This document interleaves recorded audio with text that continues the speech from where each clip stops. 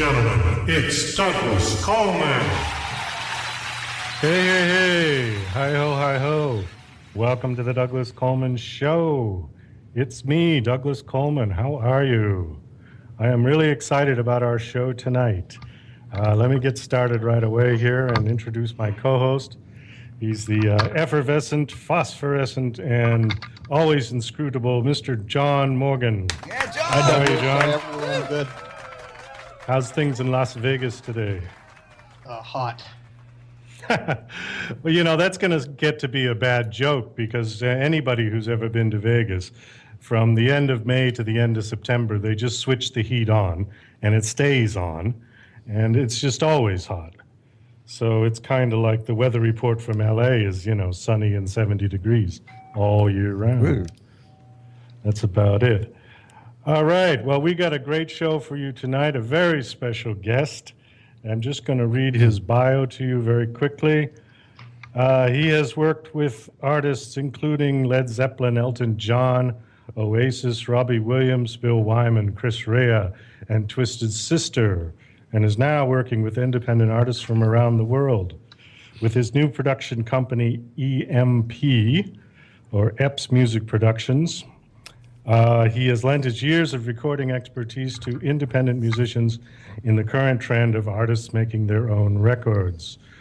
With his extensive experience of producing top artists, Epps is giving new and unsigned bands and solo artists production help, from remixing home recordings to full studio productions at competitive rates. Please, everybody, welcome Mr. Stuart Epps. Stuart! Hello, Stuart.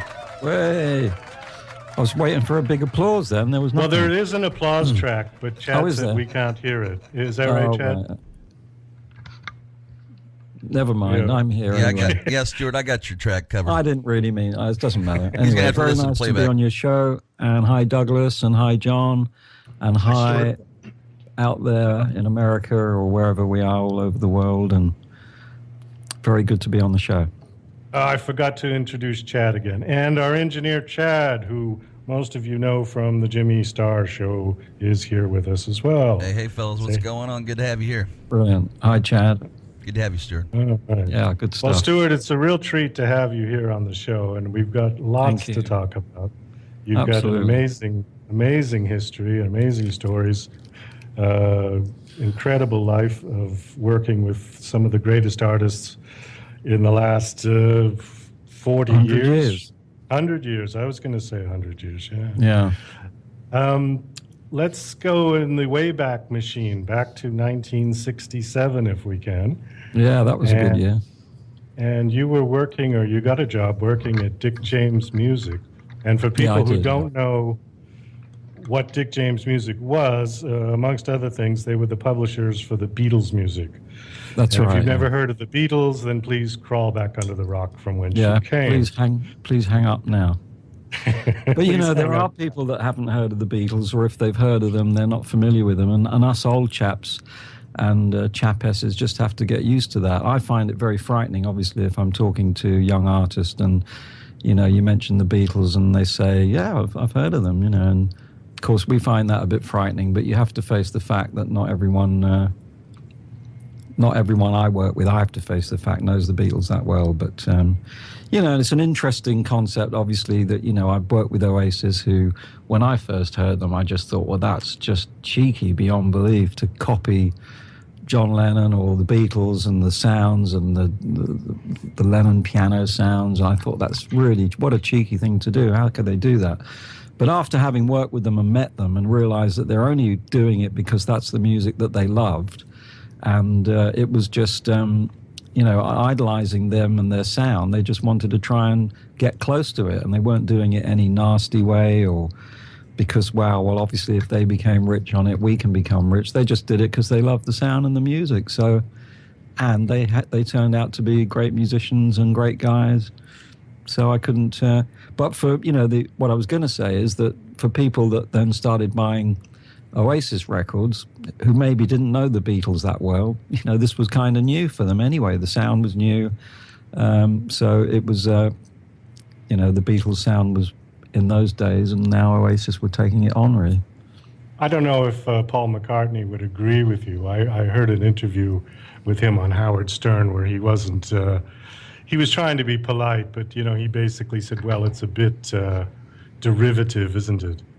And he sort of was saying it sarcastically, like yeah. Well, you kind of wasn't expect amused. that. You'd expect that, and you probably find that Lennon wouldn't have said the same thing, perhaps, and possibly Lennon would have got on had they have met, which I don't think they ever did, with Liam, because Liam's just got so much respect for the Beatles. It's all respect, really, and but I mean, it's fair enough that McCartney would defend the Beatles, and they are a derivative, absolutely, and the Beatles the original thing. But I mean, I felt a bit more like that before I worked with them. Having worked with them and met Noel and got on really well with Liam not so much with Noel. Although amazing musician, absolutely brilliant, great at everything: drums, guitar, piano, bass, great singer, and Liam's really, really pretty good guy, So my estimation of them went up considerably, after meeting them. All right. Well, let's go back to 1967, where we were going to get started with this thing. Yeah. Yeah. Well, I can. Yeah. Carry on. I was just going to say, I just wanted to know, how did you get the job at Dick James? Yeah. Well, that was my good friend Clive Franks, who I met at school, and then actually I was in bands from when I was about 10 or 11. And I was a singer in a band called The Fables, and we were looking for a guitarist, and Clive, who's a couple of years older than me, I knew he played guitar, and we'd been in bands before together as well, so I got him along to an audition. He joined the band, and we became mates. But he got the job, as being older than me, he left school earlier than me, and he got the job with Dick James, and that was through a relative, I think, and he became the office boy. And he became a bit of a bastard, really, because he come back home with all these stories of he had to go around to Paul McCartney's house, and we got this recording studio, and the Beatles came in, and we just go, this is making me sick hearing all these amazing...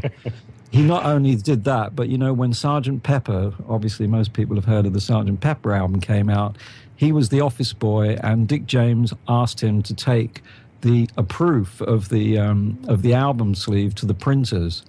I mean, I haven't told this story many times, but actually he didn't know what it was he was taking to the printers. But as soon as he got in the taxi, he had to have a look, and inside was this Sgt. Pepper sleeve. I'm getting tingles thinking about it. And, obviously that sleeve was just absolutely eye-blowing, I mean, it was the most incredible sleeve. And we were totally into the Beatles anyway, right from the beginning. So he was one of the first people to lay his eyes on that sleeve, which is pretty amazing. So he'd come home telling me all about these things and stories, and I was pretty much going to stay on at school till I was 18, 19, I don't know, maybe go to college. I wasn't getting on at school particularly, so I wasn't looking forward to that. But, hello, there's an aeroplane going past or something. What is that? Yeah, I hear it. Anyway, he was getting... Wasn't it this going end? up? Yeah, I don't know. It wasn't this end. But anyway, he was getting promoted. He was going up a stage, which was into the cutting room. And he was, his job as office boy was up for grabs. So, I asked my parents, and they said, well, it's up to you if you think you should leave school. And I went up for the job anyway, and it wasn't really, didn't need many qualifications. I think a pair of legs is mainly what was required, which I had. And I didn't tell them how keen I was on music or anything like that. They didn't ask. But anyway, I got the job as office boy, and age 15. And I could go on about this for hours. I'll just tell one story, which was basically the important day when I was going to start. So I thought, wow, this is it. First day at work, I bought a 3-piece suit, like a waistcoat and a nice suit. And I met Clive at the station, and we went up there, me looking all smart, and we got outside of Dick James Music, which was in New Oxford Street, right in the middle of town. And there's 2 dirty, big tin dustbins outside, and Clive Wright goes, there you go, first job, bring in the dustbins. So I said, well, you take one, I'll take the other one. He said, you must be joking. I stopped being an office boy today. They're for you. So my first job was carrying these huge dustbins up the stairs. I had to walk through the reception with all these gorgeous receptionists looking at me. I'm trying to look all cool with these bins over my shoulder. Anyway, the next job was cleaning out the coffee machine and changing the toilet rolls. And you can imagine I didn't bother with the three day. So, that was a bit of a smack in the face, really. I thought I'm going to be, I don't know, I thought I was some executive or something. But anyway, 15 years old, I'm now in Soho delivering sheet music to our sheet music suppliers in Denmark Street. And anyway, 1967 in London, in the West End at this time, was an amazingly happening place. I mean, it was just so vibey, everyone was turning on and freaking out, it was real hippie times, and the air just smelt of oil of patchouli and joss sticks, and there was Carnaby Street was happening, and it was incredible time. I mean, I was busy delivering stuff and getting sandwiches but at the same time I was learning about this amazing music publisher, Dick James Music, who published all sorts of, they had some amazing songwriters signed to them. And one of those was a young chap who came into the office, brightly dressed, strange clothes, called Reginald Kenneth Dwight, actually. And, I was going to ask you about, when you first got the job, was Reg there already? Oh, yeah, absolutely. He'd already been there for about a year. Not that long, but he'd been there for about a year and a half. And he was signed to Dick James, and he was already making demos with Caleb Quay, who was an amazing guitarist, but he was also the studio engineer. And they were making demos in the studio. We had a small demo studio, which actually, as the office boy, I wasn't even allowed in to really. We had big red lights outside in those days when recording was happening, and this was just hallowed ground, really. I used to go in there afterwards and before the sessions, but I was never allowed to actually go in during a session. And but when I met Reg, he's like a really outward-going guy, and I guess people have realised that with the Reg that we're talking about is Elton John, and he had changed his name to Elton John at this time, but he was still Reg to everyone. Elton was his stage name, but he was definitely Reg, and we became good friends. And certainly, I remember him sitting down and playing me a couple of his songs, and I just thought, I'd never really met anyone of this talent before, who'd sat down right in front of me and sang me a song and playing it on the piano. And I had aspirations of being a songwriter, and I was a singer in a band. That's really what I wanted to do. But I had to admit that when this guy played, it wasn't just him playing a song. It was the first time that I got this sort of buzz feeling that this is special, and it took my head somewhere else. It really was quite amazing. Now, he was already, luckily, he had I already didn't met say, Bernie. Luckily, I didn't say he took my head somewhere else. That came later. Anyway, sorry. No, I just was going to say, now he was already working with Bernie at this point, writing. Well, actually, he wasn't. When I first joined Dick James, he hadn't quite met Bernie yet. I don't remember the time when he did meet Bernie, but I definitely remember that the songs that he was working on, Bernie hadn't written. He was mostly writing, and a couple of the other guys. And he often talks about this, how bad the lyrics were. I mean, I didn't think they were shocking, but he had titles like The Year of the Teddy Bear, The Tide Will Turn for Rebecca, Tartan-Colored Lady, and there were some strange lyrics, which he can't believe he sang those now. And the amazing thing is the transformation. I mean, what happened, I guess everyone knows the story, but his manager at the time, Ray Williams, put an ad in the music paper for a lyricist. And, this young guy, Bernie, up in Lincolnshire, his mother actually was going through the waste paper bin and found this crumpled up bit of paper, and it had this advert for a lyricist. And she, it sounds like a fairy story. It was a fairy that wrote it. But anyway, that's not nice, is it? But he won't be listening, let's face it. Well, Bernie's not a fairy, is he? No, Bernie's definitely not a fairy. Yeah, the other one. Yeah. I wanted to ask you something that I found interesting about Elton John. Was in those days, most British bands had a lot of trouble breaking into the American music scene, correct? Yeah. And it seems like Elton did it backwards. He did it the other way around. Like, was it? Talking about his was- sexuality again? See? No. Sorry. It seems to me that he was, from what I've read, that he was struggling to get popularity and fame in Britain, and it wasn't until his famous Troubadour concert in L.A. that sort of rocketed him to stardom. Good choice. Was of that? word. Well, no, that's was exactly that what true? happened. Yeah. Yeah, absolutely. I mean, the mad thing is that it was actually all happened within a few years, his rise to fame. But I don't know, everything seemed to happen, a lot seemed to happen in a short period of time in those days. And of course, in 1967, when I joined, he was completely unknown. He was in a band with another artist called Long John Baldry. He was playing keyboards, and he wasn't happy doing it, but he was happy to be working in it. At all in the business, and he was also like a top session player, and he'd play piano on other people's sessions, and he would go around all the studios singing on people's sessions. But so he was there was no way, he wasn't even a proper artist at that time. But slowly, and it's a long story, but it's all on my website as well, the story, because it does take a while to go through it all. But when DJM was formed and I became the head of DJM's assistant, that's Steve Brown, it was our complete idea to make Elton famous. That's what we wanted to do, is to get him on the road and get his music heard and get the records played. And we worked, and it wasn't just us. There was publicity. There was a lot of people at DJM. There was a whole team of us with that in mind.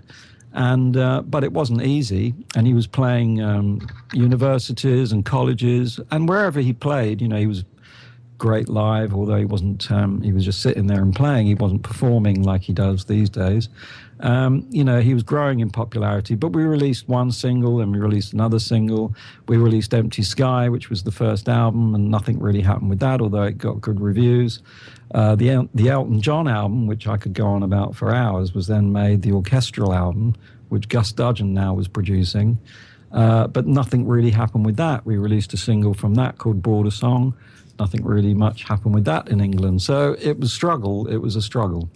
But Dick James has had offices in America, had offices in New York and Los Angeles, and there was this opportunity to go over to the States to play live. And actually, maybe you don't know that the first gigs that Elton did in the States were with Leon Russell. Did you know that? No, I didn't know that. Yeah. Well, that was the first tour that Elton did, was supporting Leon Russell. And of course, we were like massive Leon Russell fans. So obviously Elton was really pleased. And I didn't go on that tour. Steve Brown, who I was working for, obviously went out there with him. And I used to get these reports back that Elton was just going down a storm in the States. And some nights he was blowing Leon off the stage. He was going down better than Leon. So, this was great news. I mean, people hadn't really taken to him that well in the UK. They'd be very polite, but they weren't going berserk. But the thing is that, and obviously leading up to what you were saying about the Troubadour, American audiences just took to Elton's style, they took to his songs, and they took to him. And more importantly, he took to them.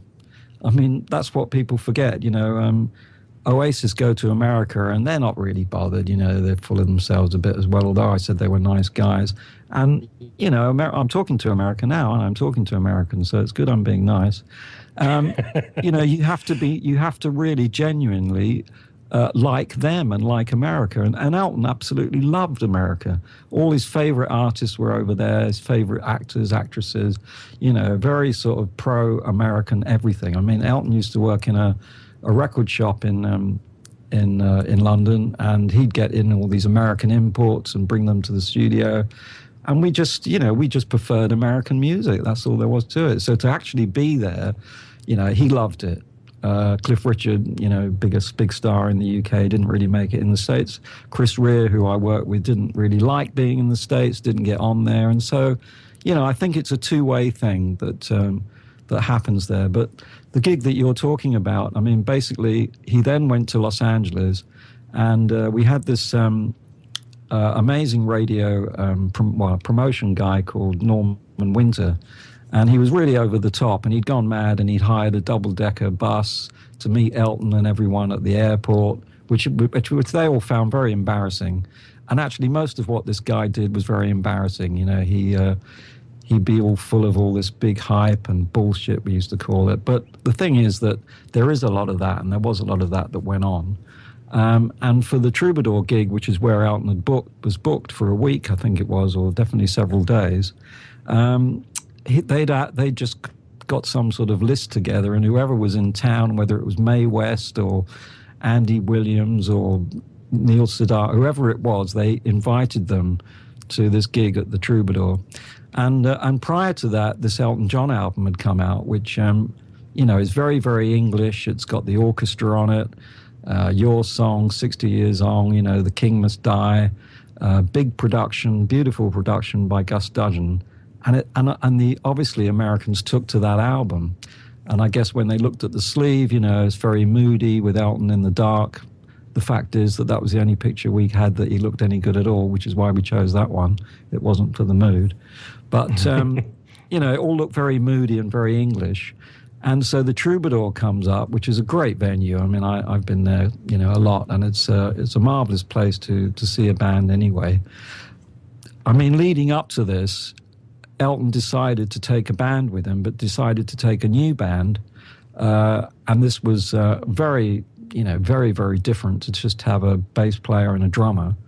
And I actually went to the early rehearsals at DJM, and I walked in and was looking for the guitarist, Caleb Quay, and I said, "Where's Caleb?" And he said, "Oh, no, he's not in this band." And I said, "Well, who's playing guitar then?" They said, "Well, there isn't one." I just thought, that's ridiculous. How can you not have a guitarist?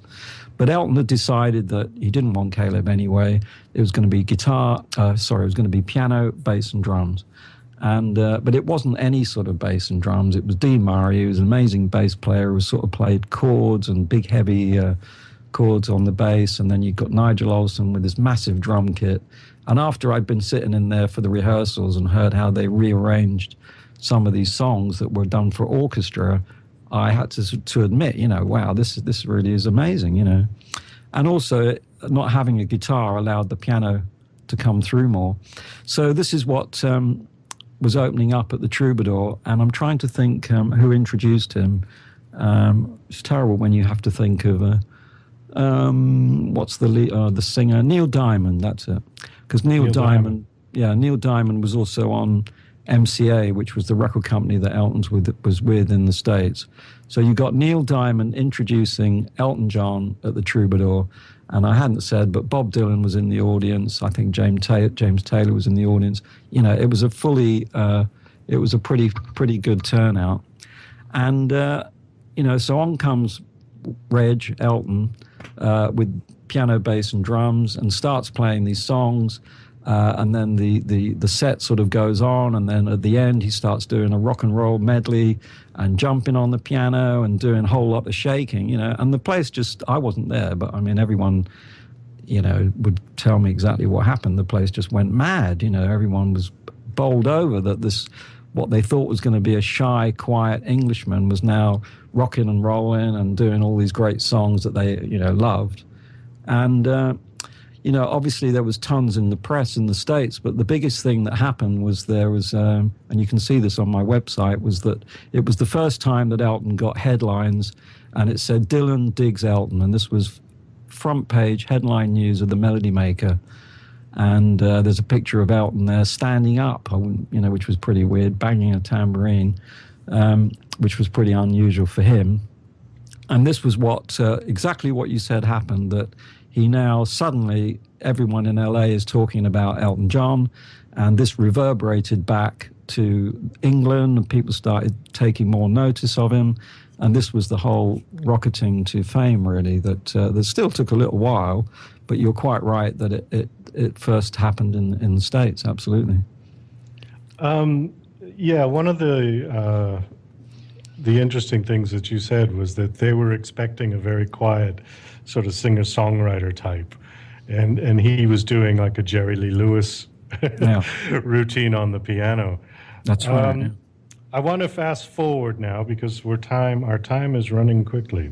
Yeah. And this was another great story that I would like you to tell. Let's fast forward to Madison Square Garden, Thanksgiving 1974. Right. Elton John's concert with a very special surprise guest. Yeah, that's And, right. Tell us about that. Tell us, you were in the dressing room.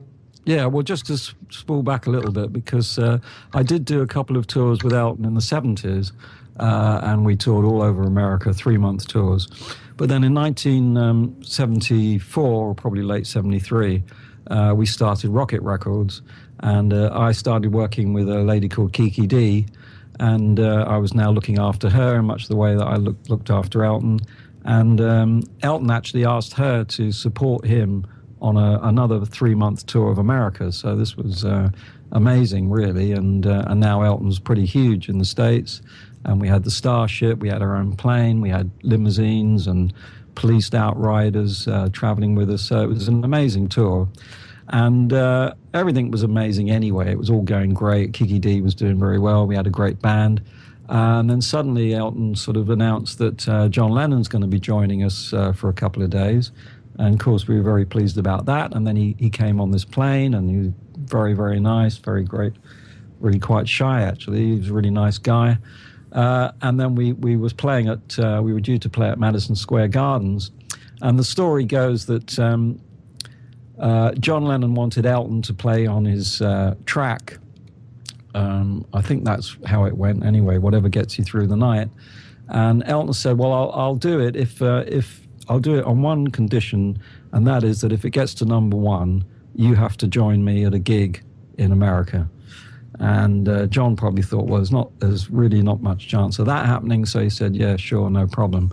Anyway, lo and behold, that gets to number one. Elton's at Madison Square Gardens. He rings up John Lennon and says, guess what? The song's number one. We're playing Madison Square Gardens. You're coming on with us. You promised you'd do it. So he didn't have a choice. John, he flew over, or no, he was probably still there. And like I say, he was traveling with us. And then, then we're at Madison Square. And me being a bit of a, total Beatle maniac, I was sort of following John around wherever he went. And I did happen to be in the dressing room with him and May Pang, who he was going out with at the time. And, it was just very nice, very relaxed. There was a knock on the door. And being the sort of manager sort of guy, I went to open the door. I opened the door a little bit. And there's obviously Yoko Ono. I recognized her straight away. Immediately was sort of horrified. I thought, oh, God, I've got mixed up in a horrible... She's going to find him with another girl, and it's going to go mad, and he's supposed to go on stage. What am I going to do? I can't let her in. But anyway, behind Yoko was an old friend who's also an old friend of Elton's and everything else, and he's giving the thumbs up. Tony King, this is. So I think, well, obviously it must be okay. So I let her in, and it turns out they all know each other, which obviously I guess we all know now that she worked for Yoko. Maybe Yoko was instrumental in getting them together. So they were all friends, and everything was fine. I mean, I did read something recently that they were getting back together. That was they actually got back together that night. It was actually I heard this on the guy who Uri Geller tells this story. Because one thing I don't think I've told you, Douglas, is that following that evening, we all ended up in a big party afterwards in a hotel. And Uri Geller, have you heard of Uri Geller? You must have heard of him. Yeah, sure. He bends spoons and is a bit of a psychic and stuff. Well, I ended up sitting at the same table with Elton, not with Elton, although Elton might have been there, with Uri Geller and John Lennon. And Uri Geller drew... he basically said to John, you draw something, anything. And then without looking, obviously, at what he'd drawn, Uri drew exactly the same thing. And I remember it was a boat. It was someone in a rowing boat. And, this is one of Uri's, I don't know if it's a trick or if he is actually psychic. But anyway, getting back to the gig, basically, like I say, I was following John about, and Elton had already been on stage. Elton was on stage. The place was going mad, you know, it was incredible reception as usual. And I was with John before he went on stage at the bottom of the stairs, and he was really nervous. He was shitting himself, really. And he hadn't been on stage for years. And he was just thinking that maybe they'll boo him or die a death, you know, maybe it won't go down well. It was genuine, you know, he was genuinely scared, and you were thinking, well, this guy's been at Shea Stadium, what is he worried about? But that was the guy, you know. But anyway, basically, he walked up on stage, and as soon as he hit the stage, as soon as he was introduced and the people saw him, they just went, it was just like white noise, really. It was this incredibly loud audience just yelling, you know, absolutely, which seemed to go on for hours, really. And they launched into, they did I Saw Her Standing There, which was a Beatles song, which actually Paul sung originally, and it was just the most amazing night. It was an amazing night. After John came off stage, you know, everyone backstage was just so happy for him, knowing that he was actually petrified to go on in the first place, and the fact that he'd gone down so well. So it was an amazing gig and amazing night. Unfortunately, that was his last public performance. Yeah, and that was his last performance. Unbelievable, isn't it? Did you ever see him ever again after that? No. That was... no, I'm pretty sure. No, that was the only time I met him and the only time I'd seen him, yeah. Yeah. Well, speaking of death, I want to move on to another one. You were the engineer for the Coda album for Led Zeppelin. That's right, yeah. It's some of it, not all of it. Okay, and that album was done fairly soon after the death of John Bonham. Yeah, that's right, yeah. John Bonham. And I was just curious, was the mood in the studio must have been a real downer on that one? No, wait a minute. I'll explain to you exactly what that was. Jimmy had bought the mill, and you know, he was a bit of a strange guy. I didn't meet him for quite a while. Bit of a sort of a Howard Hughes figure, very sort of, you know, a bit strange. But anyway, he'd bought the mill, and I was getting it all set for Led Zeppelin, imagining how Zeppelin were going to work there and how I was going to get that Zeppelin sound. And they were just about to do a big German tour, and they were rehearsing in a studio not far from here, Bray Studios, and I kept turning up, and they'd either left or they hadn't arrived yet. Anyway, I kept missing them, and I hadn't even met Jimmy yet. And next thing we hear is that John Bonham was found dead in Jimmy's house. So, you know, it was a pretty awful, terrible thing, and you know, it was still quite a while before I met Jimmy, but eventually I did meet him, and obviously he was, as far as he was concerned, was the end of the band.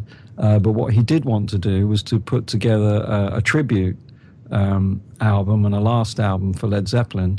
So I was brought, you know, obviously we were going to work together, and the first track that we worked on was called Bonzo's Montreux, which is what the album was sort of based around, really, and it was all drums. It was about 7 or 8 minutes long of just Bonham playing drums and a lot of electronic sounds, and I think he'd done it at Montreux, which was why it was called that. So that was the first thing we worked on, and that was really being thrown in the deep end because it was a pretty strange track anyway, but you know, we got on well and we did that. There was a couple of tracks that were left over from In Through the Outdoor. Wearing and Tearing is one that I can remember, so I remixed those, and basically it was taking things that hadn't been released. Poor Tom was another track, and in fact that track Robert Plant came in and redid some of the harmonica, and John Paul Jones came in. So actually I didn't work with them all in the studio at the same time. It was really, you know, it was really one or other of them would come in and we'd work on this album. And like I say, it was being thrown in at the deep end because I hadn't met Jimmy before, I hadn't worked with him before, and now we were putting together this quite important album, really. But you know, it's a pretty good album, and I was pleased to work on it. And there's some good stuff on it. I mean, there was one track on it that I didn't know at the time, but it was a live track, and it was done at the Albert Hall. I Can't Quit You, it's called. And Jimmy just suddenly said, I don't want the ambience from the Albert Hall. I don't want people to know that that was a live track with audience on it. I didn't know why at the time, but apparently it was to do with something to do with contracts with the record company. And so I had to reproduce the ambience from the Albert Hall with electronic reverbs, which was kind of new at the time. But, you know, Jimmy is an amazing guy. I say he was a bit strange, but he was an amazing music maker. I mean, not just an amazing guitarist. Actually, sometimes he wasn't necessarily the greatest guitarist in the studio, but he's got an amazing musical brain, a great producer, came up with some great ideas, very off-the-wall ideas, you know, and so it was a pleasure to work with him most of the time. What do you mean by he was strange? Because I know that I've read that he was into the occult and black magic and all that.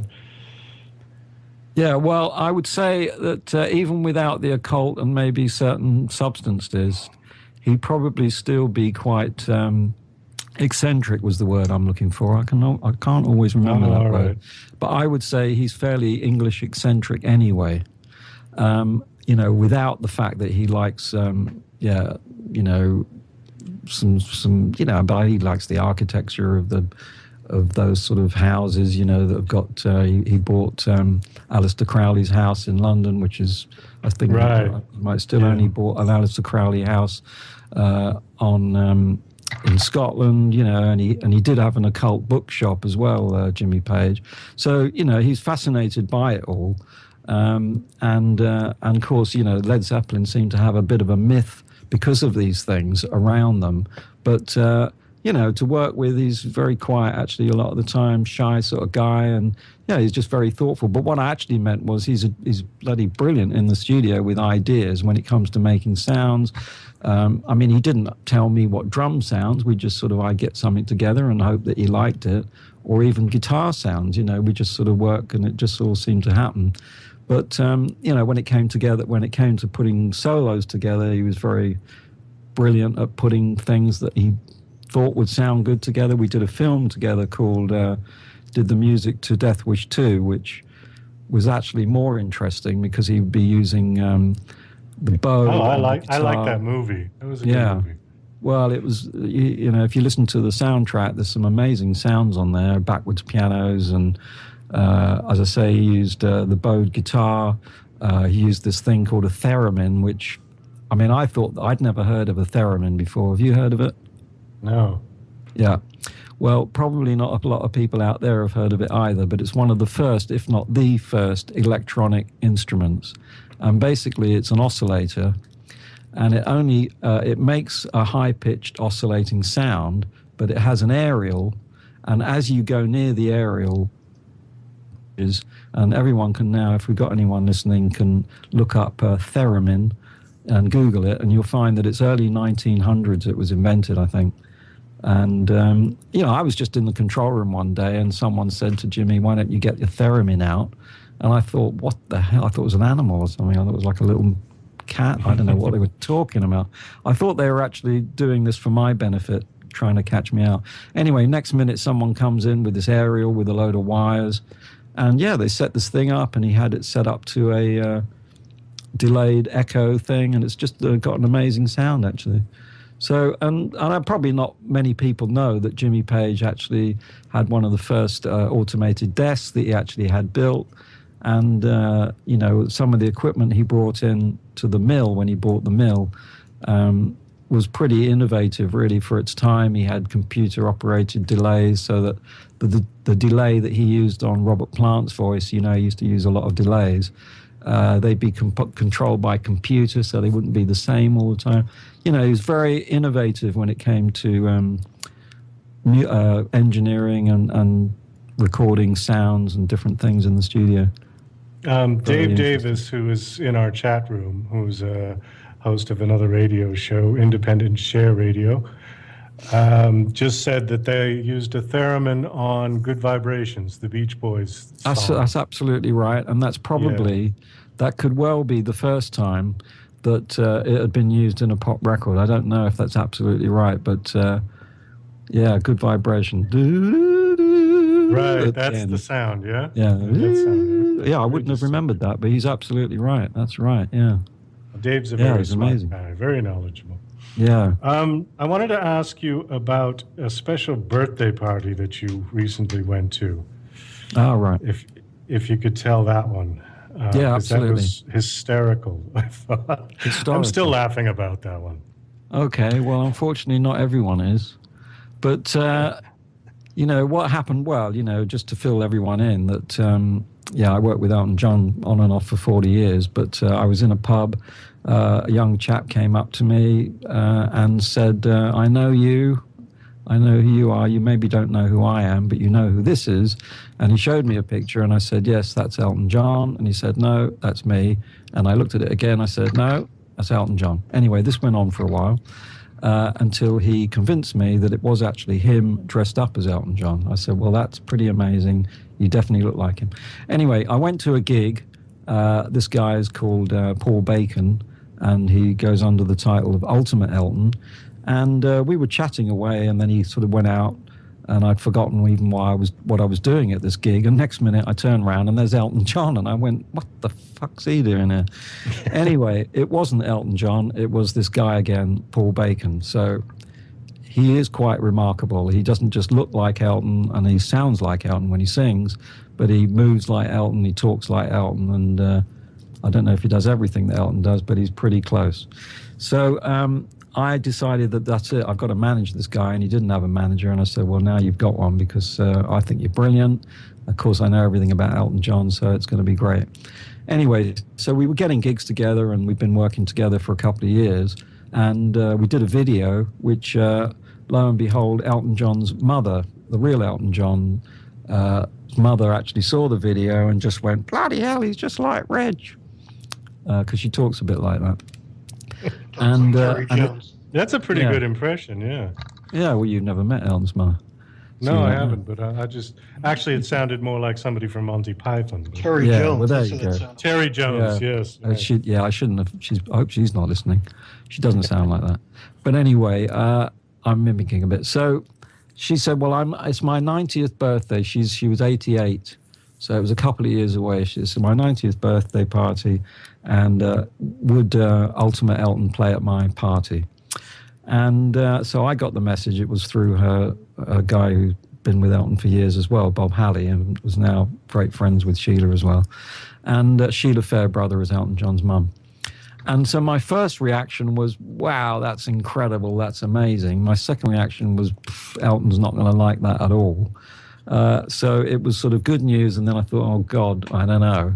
And the fact is that Elton and Sheila had a falling out and hadn't spoken for 5 years, 6 years. And she just thought, obviously Elton's not going to be at my party, but I love his music still. And it would be a loon anyway, because there's a lot of Elton's friends are going to be at the party. It was going to be a big bash, 90, 100 people or whatever. And she just thought it would be a hoot to have my Elton tribute artist there.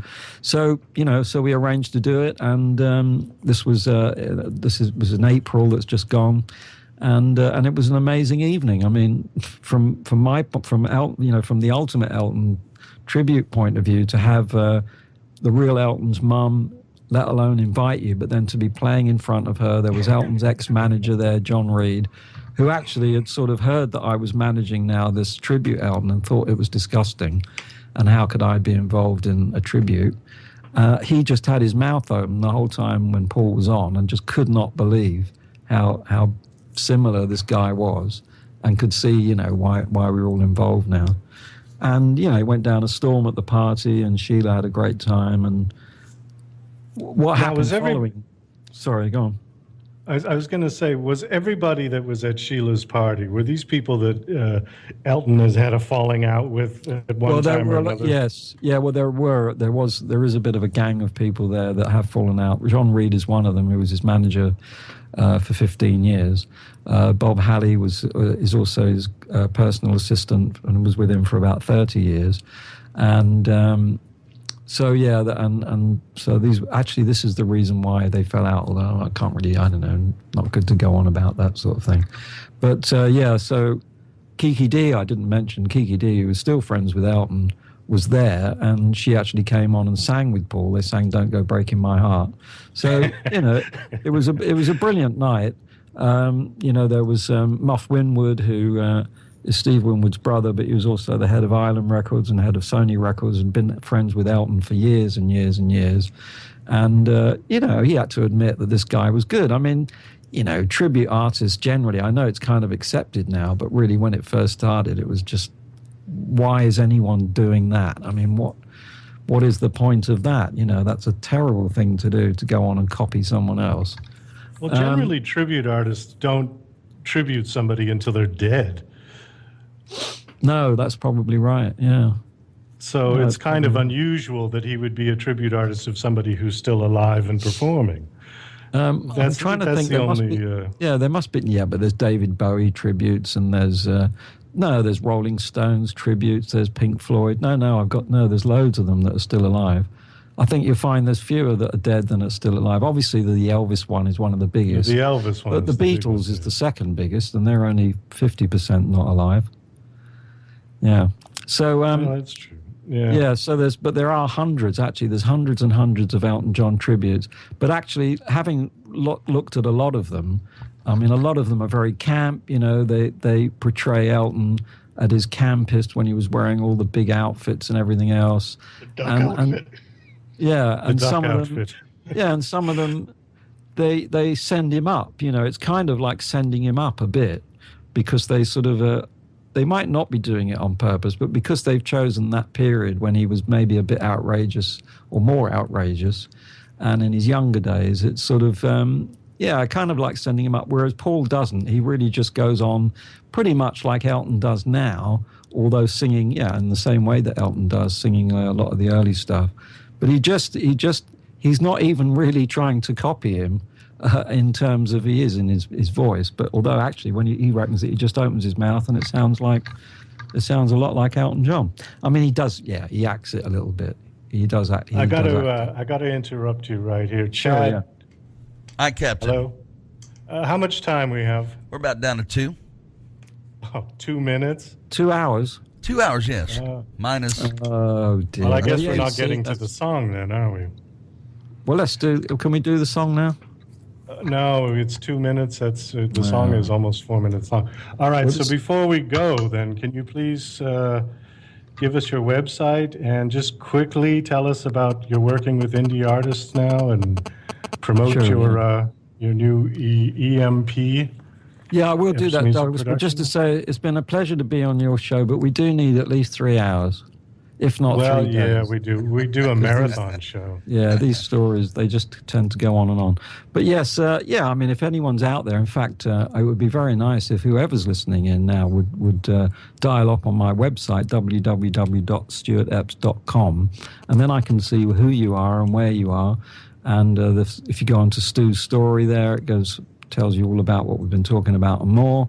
And there's the Elton John story, and then I've got another website, Epps Music Productions, and that goes on and talks about the new artists that I'm working with, and working with artists from all around the world now, which is very exciting, and still enjoying making music and helping independent artists out there, including Mr. Coleman himself, who I've loved working with, and we've just done probably the best track we've done together, which you'll have to play on your next show then, Douglas. We'll keep them in suspense until next week. That's it. Yeah. But brilliant. Very good to talk to you and talk to your listeners. Yes, and thank you so much for coming on. I really wish we had 3 hours because the stories are amazing. I wanted to ask you about Chris Rea and there's loads of Jimi Hendrix. You worked with Jimi Hendrix? Well, I met Jimi Hendrix. Yeah, I shared a joint with Jimi Hendrix. See, that's another story. That's a whole show. That's a whole show right there. Yeah, absolutely. Lots of good stories. All right. Well, is it time to go, Chad? If you'd like. Take us out of here, Douglas. Okay. Well, next week, I want to first of all thank you, Stuart, very much for coming here. It was a pleasure talking to you. Next week, we are going to have film producer and podcast guy, Justin Kincaid, who has lots and lots to talk about. He promotes indie film makers with his podcast and also is involved in producing indie films. So I'm looking forward to talking to Justin next week on the 16th at 3 p.m. Thank you, John, for coming to the show again. My pleasure. My co-host. He's a man of few words, but many thoughts. And always, Chad, thank you. My Great job. pleasure, fellas. Great to have you on the show again, Stuart. That was some great stories. Oh, thanks very much. Thanks for having me. And we'll see you, everybody, next week on the Douglas Coleman Show. Thank you very much, and good night.